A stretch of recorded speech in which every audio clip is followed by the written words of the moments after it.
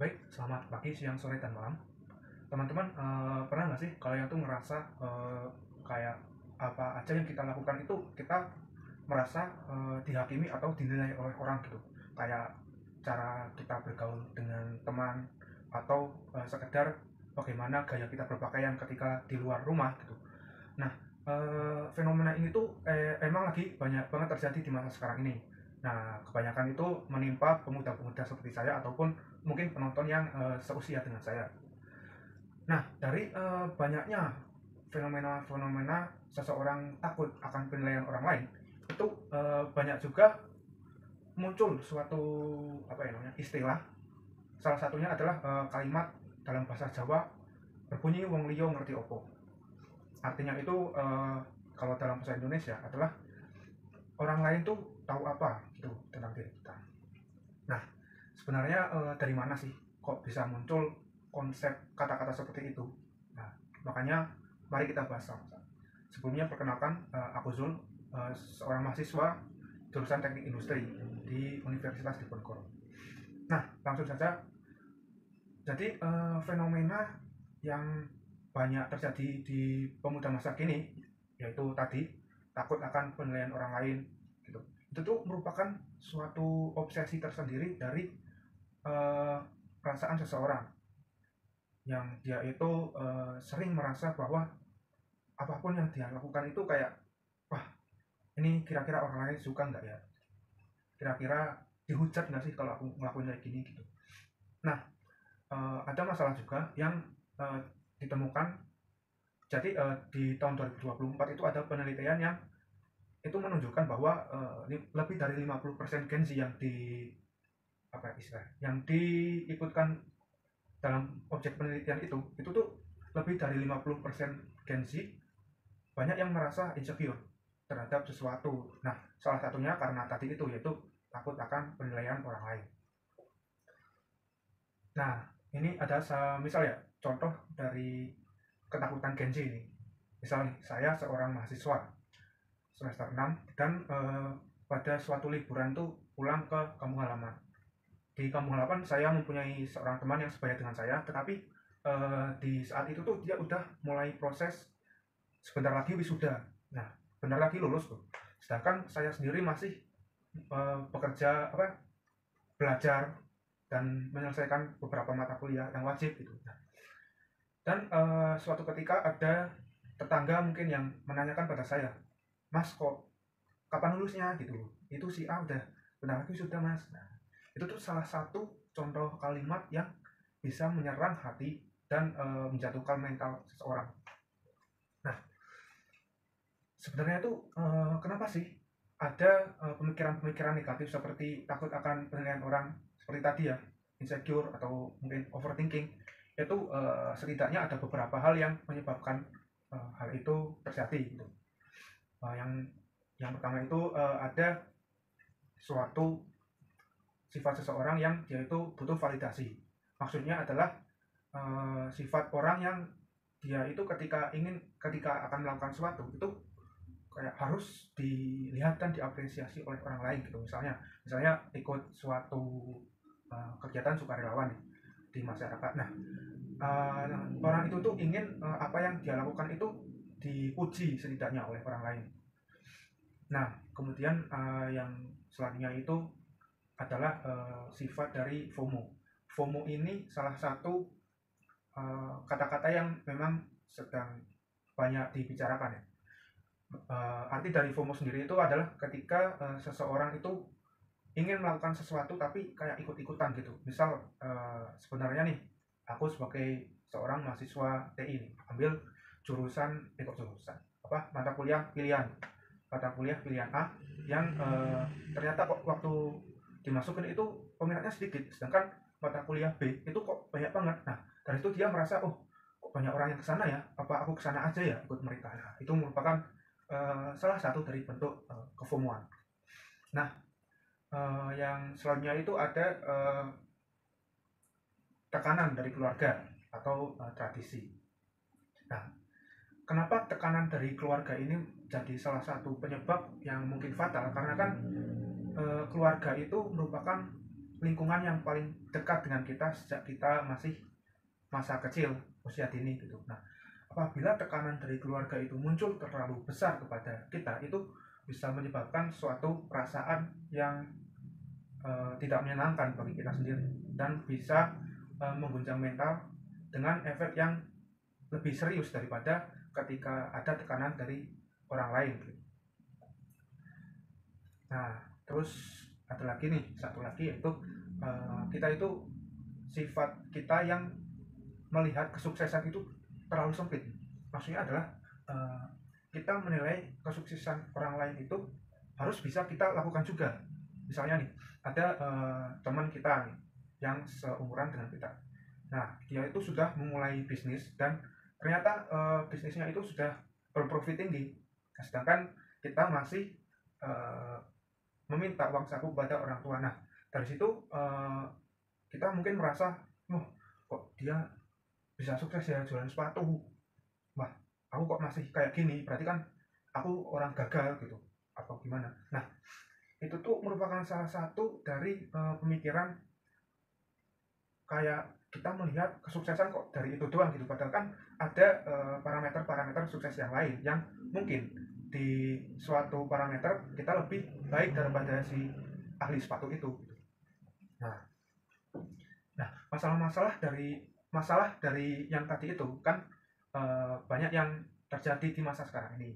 Nah, ternyata itu ada suatu konsep yang bisa setidaknya mengatasi masalah-masalah mental tadi, dan itu tuh ternyata sudah ada sejak zaman sebelum Masehi, yaitu tepatnya sekitar 200 tahun sebelum Masehi, yang waktu itu tuh muncul di daerah Yunani kuno dan daerah Romawi, Kekaisaran Romawi. Nah, itu tuh konsep ini dipopulerkan oleh salah satunya adalah oleh Marcus Aurelius. Nah, nama konsep ini itu Stoikisme. Nah, Stoikisme ini adalah suatu cara pandang hidup yang itu tuh mengajarkan bagaimana seseorang itu bereaksi terhadap respon.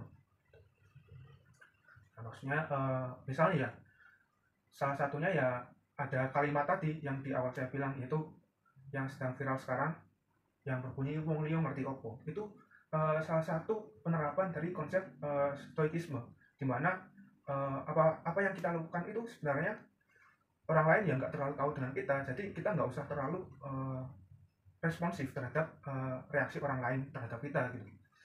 Nah, dalam kehidupan kita sehari-hari, apabila kita ingin menjalankan konsep bernama stoikisme itu tuh ada pilar yang bisa mengantarkan kita agar kita itu bisa belajar menerapkan konsep stoikisme tadi. Nah, pilar yang pertama itu namanya dichotomy of control.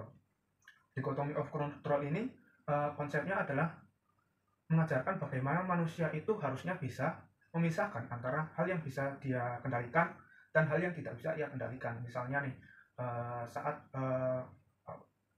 melaksanakan ujian dan ketika hasilnya keluar itu ternyata kok nilai orang lain jauh lebih tinggi daripada kita gitu misalkan.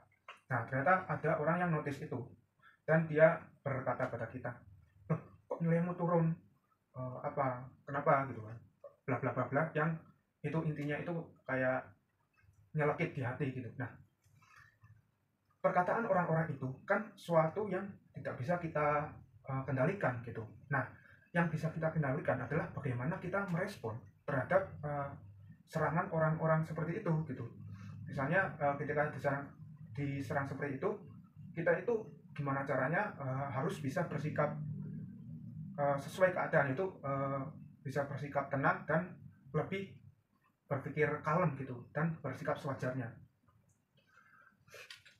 Nah, fungsi dari kita bersikap tenang terhadap hal-hal yang tidak dapat kita tidak bisa kita kendalikan itu nantinya akan membuat kita itu bisa lebih berpikir jernih dan tidak gampang termakan emosi. Nah, kemudian ada pilar kedua itu namanya amor fati. Amor fati ini intinya adalah bagaimana kita itu harus mencintai takdir kita, bahkan jika orang lain itu menganggap kita itu aneh. Nah, kita itu harus bukan harus sih, kita itu kalau mau menyukai sesuatu itu tidak harus eh, orang lain juga suka gitu. Misalnya biasa orang-orang lain biasanya nih di sekitar kita itu kayak hobi nongkrong, hobi apa, minum kopi bareng atau dan sebagainya. Sedangkan mungkin kita lebih hobi untuk menyendiri, membaca buku atau menonton film mungkin. Nah, itu tuh hal yang sangat amat wajar dan tidak perlu kita ambil pusing bahwa kita memikirkan, oh kok orang-orang pada nongkrong, kok aku sukanya menyendiri di rumah, apakah aku aneh? Itu eh, di konsep amor fati itu kita tidak diajarkan untuk seperti itu. Kita diajarkan untuk bersikap ya apa adanya kita gitu. Selama itu tidak menyakiti orang lain tuh di amor fati ini ya nggak apa-apa. Kita happy happy aja gitu maksudnya. Nah, pilar selanjutnya itu ada namanya primordiatio mulirum. Itu tuh mengajarkan kita untuk sebagai manusia itu bagaimana caranya harus memikirkan atau membayangkan skenario terburuk yang bisa menimpa kepada kita. Misalnya saya akan ada ikut lomba debat misalnya. Nah, di dalam debat itu saya merasa bisa mendominasi lawan dan mengalahkan lawan debat kita di segala aspek gitu misalnya. Dengan sangat yakin saya yakin bahwa wah ini jelas nih saya menang. Dan ternyata pada saat pengumuman kejuaraan nilai saya itu berada di bawah dia. Nah, apabila tentu saja kan itu membuat hati tercengang karena apa yang kita pikirkan tidak sesuai ekspektasi yang terjadi. Ekspektasi kita tidak sesuai dengan apa yang kita harapkan. Nah, apabila saat kita membayangkan kemungkinan skenario terburuk, apabila amit-amit itu kejadian, nah itu kan bisa membuat kita itu menerimanya dengan lebih legowo, lebih tenang dan sakit mental yang kita terima itu tidak sebesar apabila kita tidak memikirkan hal itu sama sekali. Nah, lalu pilar selanjutnya itu adalah namanya momentum mori. Nah, konsep momentum mori ini mengajarkan kita bahwa hidup itu terlalu singkat untuk hidup kita itu terlalu singkat untuk jika hanya untuk menyenangkan orang lain atau jika hanya untuk ingin diapresiasi orang lain. Maksudnya daripada kita itu hidup memikirkan kira-kira dia suka apa ya, aku gitu biar bisa disukai gitu. Nah, daripada melakukan hal seperti itu dan misalkan effort kita gagal dan ternyata apa yang kulakukan itu tidak sesuai dengan kesukaan orang lain, itu malah bisa membuat kita itu merasa makin gagal gitu dan akhirnya akan menimbulkan perasaan insecure atau takut akan akibat penilaian dari orang. Nah, maka dari itu stoikisme itu mengajarkan agar kita itu bisa bersikap membagi hal yang bisa kita kendalikan dan tidak. Nah, terus mengajarkan kita agar memikirkan skenario terburuk agar tidak terlalu tercengang dan mengajarkan kita agar kita itu tidak terlalu menggebu-gebu terhadap anggapan orang. Hidup kita itu milik kita, bukan milik orang lain. Nah, mungkin itu saja pemaparan dari saya. Semoga bisa bermanfaat dan semoga bisa membantu para penonton agar lebih bisa bersikap tenang terhadap situasi panas yang menimpa kita dari apa-apa yang tidak bisa kita kendalikan sebenarnya gitu.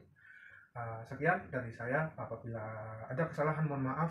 Wassalamualaikum warahmatullahi wabarakatuh. Terima kasih.